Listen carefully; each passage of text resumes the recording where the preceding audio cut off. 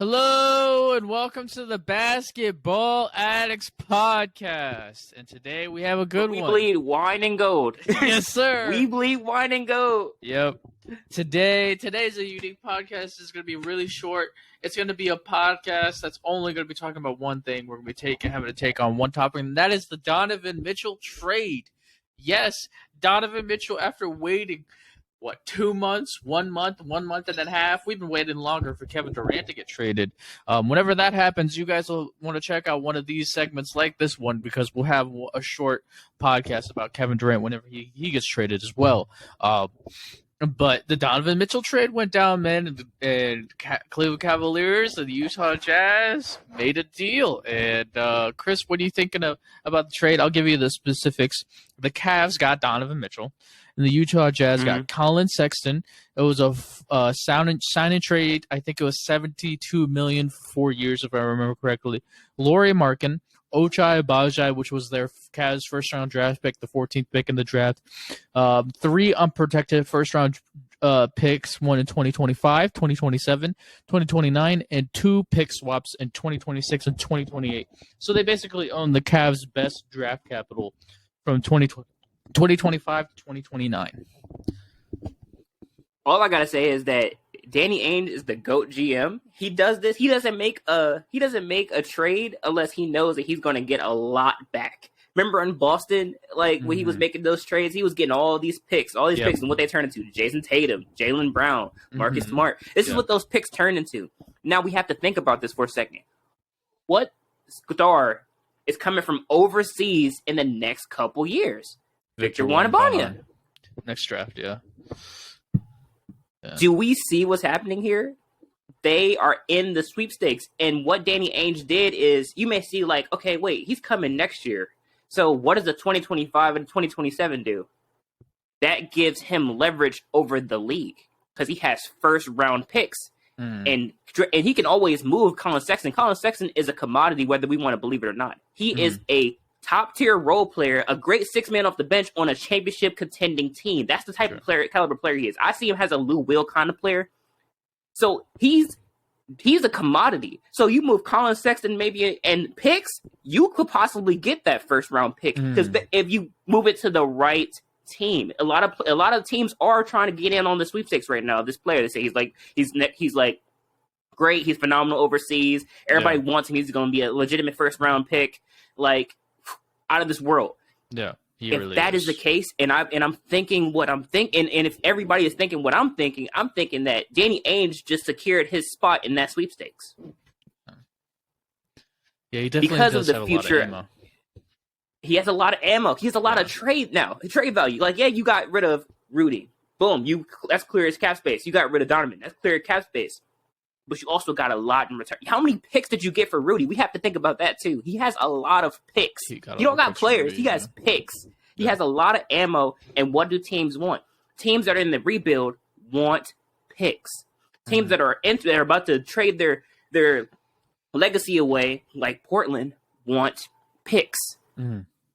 They want picks. He has all the firepower, all the ammo. He basically right now, subtly, has the league in a vice grip right now because he can do whatever he wants with picks. He has a lot of ammo for that, a lot of trade ammo. I mean, moving Colin Sexton, maybe Lauri Markkanen. If you decide to keep them and add something to it, that's a great building spot, for the Utah Jazz going forward. They're both young, you know what I mean? Both very talented players.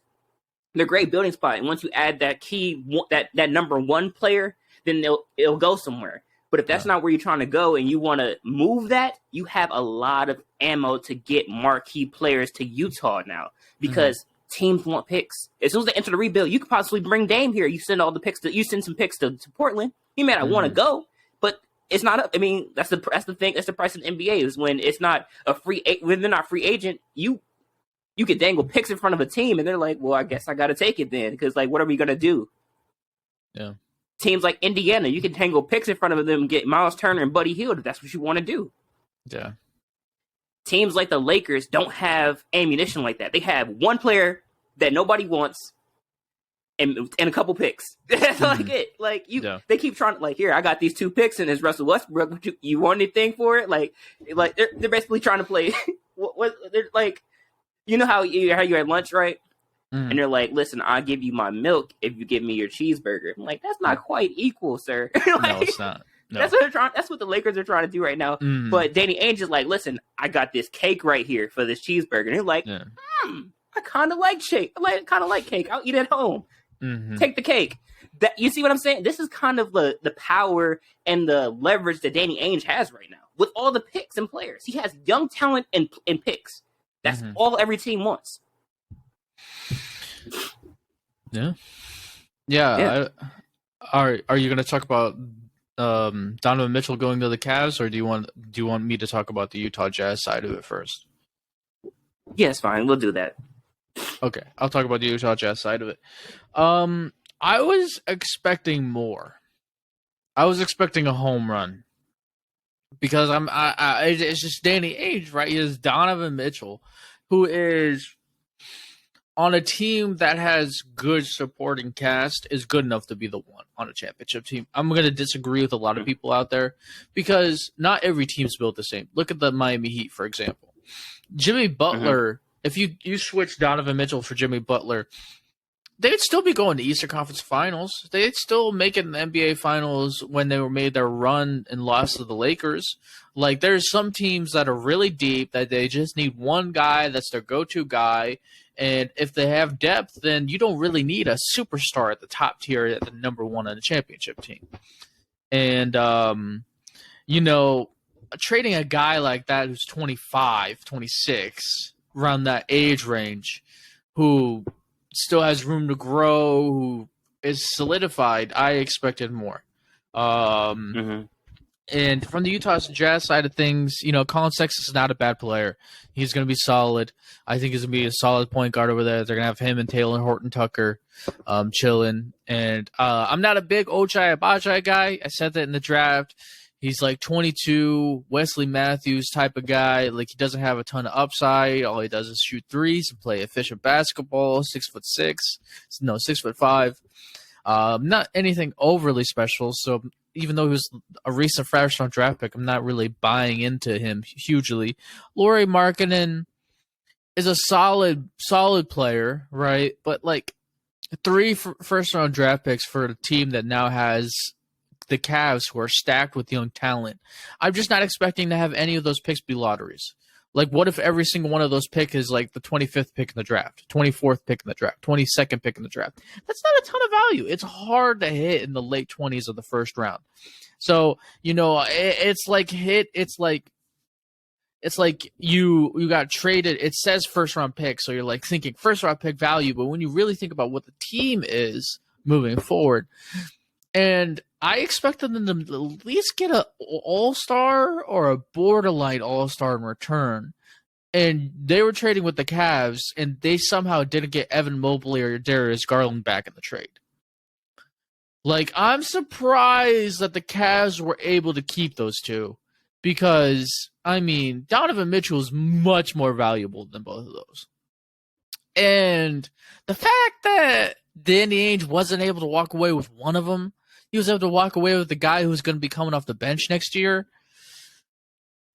I think he pulled off such an amazing trade for Rudy Gobert that I was expecting like ridiculousness, and it's just average for Donovan Mitchell. It's an average trade. It could have been a lot better. So that's the way I'm feeling about it. On that side, so that we can move over to the Cavs side, unless you want to react to what I said. Okay, I kind of want to react first. So you said it's kind of an average trade. I see where you're coming from, because but like, you have Colin Sexton, right, who's like probably more likely not going to play. Like, they refuse to even give him like the time of the day, talk to him or anything like that. He's coming off an injury, So they're just. I'm not saying that Danny Ainge won. I'm saying that he has the picks. That's leverage. I'm not saying that the Cavs. The Cavs. It's. I don't think there's winners and losers in this one. I think there's winners on both sides. Because I think the Cavs getting Donovan Mitchell and Danny Ainge getting picks. That's still. you're right. I couldn't First round could disagree with you mean more. pick 30, could mean pick 25, because considering how the Cavs are built right now and they're championship contenders at this present moment, but still, I think that there's still a win. I mean, like, there's some GMs out. I mean, there's some GMs out there who don't know, the ins and outs because they've been fleeced by Danny Ainge before, So like he could dangle it in front of some of those GMs and they're like, oh, a first round pick, sure. You know what I mean? Like, I'm pretty sure it's a sucker born every couple minutes. I just feel like it's a sucker out there who's going to willing to take those picks, not really noticing that the Cavs are out here, destroying the Eastern Conference. It's just like I feel like. How do I put this? It's like I'm not disagreeing with you, is what I'm getting at. I'm not disagreeing with you. I'm just saying that I believe that it's still winners on both sides. Yeah, I think maybe the Cavs might be the biggest winner, but but the Utah still is a winner in this because of the picks. We still have, like, how many picks did he get for Rudy? You know what I mean? Like 5. He got a lot. He got 5 picks from Timberwolves. Those picks are going to be valuable because are the Timberwolves going to do well this year? They're going to be not as good as the Cavs. They're not going to win as many games as the Cavs. The Timberwolves. If they do, I'll buy a Rudy Gobert jersey. People are going to think they are, but they're not. They're not going to win more games than the Cavs. I'll buy a Gobert jersey. The reason probably on this. The reason why is after this trade, would Lauri Markkanen start when you have Donovan Mitchell, Darius Garland, Karis LeVert, Evan Mobley, and Jared Allen? Would Lauri Markkanen start? No. Would Colin Sexton start? No. So you traded bench guys for a superstar. But they were starters before. They would have been benched now. They were starters when we were winning 30 games. They weren't starters on playoff teams. Like Colin Sexton could probably be a starter on a playoff team, but both of Colin Sexton would be above average, high, a good starter, but he's never going to be an all-star. Colin and Lauri Markkanen's like a solid starter, but none of them are superstars. It's just they got no young all-star potential talent. This guy's got upside. Colin Sexton can probably max out at 22, 23 points per game, being the man. But actually having a good team around him, he's a solid 18. A solid 18. Not that bad. It's not. I'm not ripping into Colin Sexton. I'm just saying that if you switched out Donovan Mitchell for Jamal Murray and imagine the Nuggets getting this package for Jamal Murray, you'd be like, what the fuck are the Nuggets doing? Yeah. But Donovan Mitchell's a better player. Jamal Murray had one playoff run, but Jamal Murray averages 20 points per game in the regular season. Even though he steps it up in the playoffs, and I know you love the Nuggets, but Donovan Mitchell's that guy. Donovan Mitchell's 27, 5, and 5. Let's disagree to disagree on this one because I'm not going to get off the Nuggets ship. I'm not going to jump down and disrespect Jamal Murray like that. After he left that man crying in the middle of the floor, we're not doing that. He has Jokic on his team. Donovan Mitchell had Rudy Gobert on his team. What are we talking about? Yeah, Gobert. Yeah, Gobert. Yeah, this is an excuse. I'm gonna do that every time now because of that comment I seen. Gobert, Gobert, say something. Gobert. I want you to comment again. Gobert. The English police. We have English teachers liking our TikToks. It's Gobert. All right, that's a good way to transition to the Cavs. What are you thinking about the Cavs situation now? Now, Cavs, I'm loving the team. Like I said at the beginning of this podcast, and I was trying to yell it loud enough, but I couldn't get over it. We bleed wine and gold. I want season tickets. I need a jersey. I've been watching a lot of games. League pass. I'm watching every Cavs game. Uh-huh. Not that I wasn't before, but I'm going to watch every Cavs game like this, like LeBron on the team. Ooh, we got the chance. Changes everything. It changes everything. We were a playoff contender next year. This just, boom, we are championship contenders now. Championship contending team with Donovan Mitchell. I need a jersey.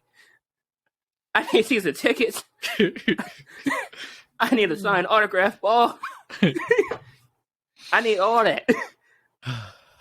I'm gonna paint my whole room wine and gold now. I can't.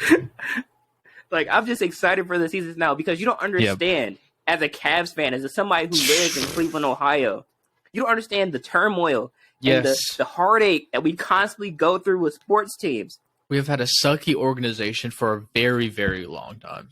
In all sports.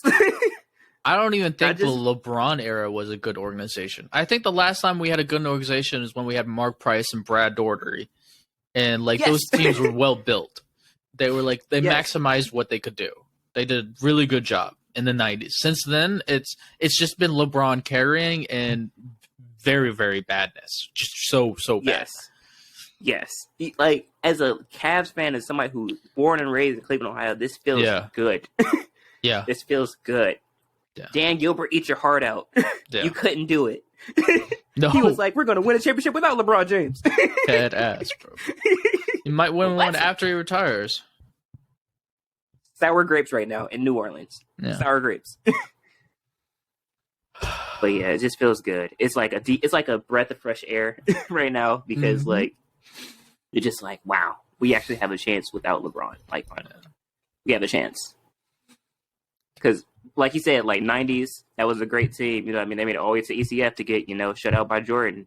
But they played a good series that game. I mean, then you had, then we had the LeBron era from 2004 to 2009. I mean, at 2007 to 2009, that was a good era of the Cavs, but it still wasn't greatly one organization. It was just LeBron plus like a ring light, some deodorant, air conditioner, and telephone, and not even an iPhone, an Android.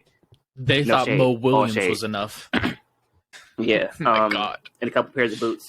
But like, and then he leaves, goes, wins, comes back, and then we get Kyrie and Kevin Love. Oh, we finally got some marquee talent. You know what I mean? And then, we win a championship and the city's on fire. And then, Kyrie leaves and they were like, oh man, what are we doing now? We still got LeBron though. Oh my God. And then they traded for Isaiah Thomas and they broke that up into like Jordan Clarkson and like a bunch of these, like Larry Nance. It was terrible. Oh my goodness. It was terrible. It was terrible. And then, they lost. They went to the finals with LeBron. LeBron put them on their back and, went to the finals. And then he went to the Lakers. And they were like, well, back in the rebuild mode. And then we got Colin Sexton. It was like, okay, we got some chances. And then we got Darius Garland. And I was like, okay, it's starting to look a little better. And then Evan Mobley. And then we was like, okay. Yeah. Now we're getting somewhere. Jared Allen, Karis LeVert. We was like, now we're getting somewhere. Yeah. We're getting somewhere now. Isaac Okoro, we had KPJ for a little bit. We was like, the team's looking nice now. Yep. And then, lo and behold, who would have ever thought that we would get Donovan Mitchell? I thought Donovan Mitchell was going to the Lakers. I thought he was going to the Lakers. I was like, he's either going to the Lakers. I thought he would go to a high-tier team, like a big market. I thought he was going big market. I'm surprised he went to Cleveland. I'm like, maybe they just had, they had whatever that package was and the talk they had. I mean, woo, thank you. Danny Ainge. Yeah. You can get in rebuild. You can try to get in the Victor Wembanyama sweepstakes, but we'll take this win now. This is us now. Yep. Later on, you can be like, well, we got you, but right now we win, and that's a big thing for Cleveland because we've been sucking in sports for a very long time. It's very emotional. I don't like to talk about this. We lost the World Series to the Chicago Cubs. Oh, and I watched that game and I almost cried. Oh my God, that was the same year we came back 3-1. The Cubs came back 3-1, and like it was terrible. That was like Cleveland can't have nothing. Cleveland can't have nothing because everybody was like, "That's what y'all get for beating the Warriors 3-1." I'm like, "Oh, we can't win. We not allowed to win. Let's enjoy our moment, okay? Right? We not allowed." Everybody was like, "That's what y'all get." One of these. Exactly. It was like, "That's what y'all get. That's what y'all get." See, y'all shouldn't have came. That's what y'all get for coming back on the Warriors 3-1. Like. That's what happened to you. I'm like, well, we just want another team to win. Shoot, we had a football team that won one game. Yeah. One game. Yeah. The football team is really terrible. It's good now, though. We haven't been to the playoffs in 2 years. Yeah. Please. It's gonna feel so good for the city of Cleveland. Like, you don't understand. I live here now. I'm just electric. It's like, I'm happy. I can talk about this all day because this just feels good to me. Yeah. You ready? Yeah. I could feel the electricity in the air on this one. All right, reaction to the Donovan Mitchell going to the Cavs, man. As a Cavs fan, really excited. We bleed one and go. First things first, that GM and the head coach, I talked last year about how good JB Bickerstaff was, and I think this GM really proved himself with this trade. So I feel like those two, and drafting Evan Mobley, those two, this is your core 5 to 10 years, unless they do stupid shit over 5 to 10 years, we're keeping them. Right? You better keep these two. So, about the Donovan Mitchell trade to the Cavs, going to the Cavs in particular, I'm extremely high in this trade. I love this trade because this is a perfect fit. Because you understand basketball is about fit. And Darius Garland is a three-point shooting, efficient, good passer, high-level passer who is not the kind of guy that's going to force his shot. Not the kind of guy that's going to try to drop 30. But he's going to put up a darn near perfectly efficient 19, 20, and 10, 22 and 7, 24 and 8. That's his stat line. He is a great number 2, number 3 on a championship team because his shot creation from the three-point line is extremely hard to replace and extremely hard to find. And Donovan Mitchell's not that guy. Donovan Mitchell can do that a little bit, but most of his work is, man, I am special going downhill. They do different things. Donovan Mitchell's that guy. Donovan Mitchell is going to be dropped in 27, 28. Donovan Mitchell 26, 27, 28 in the playoffs even more, right? Experience in the playoffs. His experience in the playoffs is going to help this team because the Cavs have none. This roster has none because there is a learning curve in the playoffs for young guys. Young guys usually take a little while. They got to go to the playoffs 1 year, 2 years. Think about the Toronto Raptors when they had Kyle Lowry and DeMar DeRozan. It took him 2 or 3 years to start going to Eastern Conference Finals because he just needed to get used to the playoffs and learn what the playoffs like because the playoff is different than the regular season. So that's my example. And those two just fit so perfectly together that way because they do different things on the court, but they're so special together. So, that's your 1 and 3 or 1 and 2 in the future. And, their defensive lack gets completely negated when you have Evan Mobley and Jared Allen in the back line. You could have Chris, me, and some random YMCA player running the guards and have an average defense in the NBA with Evan Mobley and Jared Allen behind them. So they're so special. Evan Mobley can be an NBA defensive player of the year type guy because he can switch. He's like Anthony Davis defensively. He's a freak, right? And Evan Mobley has really high tier all-star power forward potential. He could be the 2 in the future. He could be the dominant power forward offensively and defensively that this team needs in the interior force. And they got Karis LeVert, who's another guy who can smoothly average 15 to 17 with efficiency on this team now because of the way the team is built. And I really believe that this team's going to be a top 4 team in the East regular season wise. They might not win in the playoffs yet because they might need to go through one playoffs where they don't win and then they learn what the playoffs like, and then in the future 4 years from now, 3 years from now, I think they're title contenders. I think you have a big 3 on this team. I think you have a solid center, you have a solid small forward. They got good backup defenders like Isaac Okoro, and This team's special. This team's got special things. They got high basketball IQ guys off the bench. They like playing good basketball. They like playing team basketball. That was a real team basketball last year. And this is a team when you have a big 3 like that's championships. That big 3s win rings. Like that, you have to have it in the NBA. And all these guys fit. It's rare to find that, and they're all young. I mean, Donovan Mitchell's the oldest guy. He's like 25, 26. There's guys like 22. Evan Mobley's like 21, 20. Like, this is not going away. Like, this team's going to be in the play of things for the next 5 to 8 years in a legitimate manner. So you got to keep this core together. Let them learn together. Let them grow together, and this team is going to be special. They're going to be top 4 this year, regular season-wise. Yeah, that's my take. I just love that. Yeah. I just love it. Yeah. It feels so good right now to be a Cavs fan. Yeah. It really does. Like, oh my gosh. You need a guy. To the playoffs. Yeah. You need one guy that can dominate. Every team needs a guy like that in the playoffs, and Donovan Mitchell is going to be that guy. And they might run into issues. What?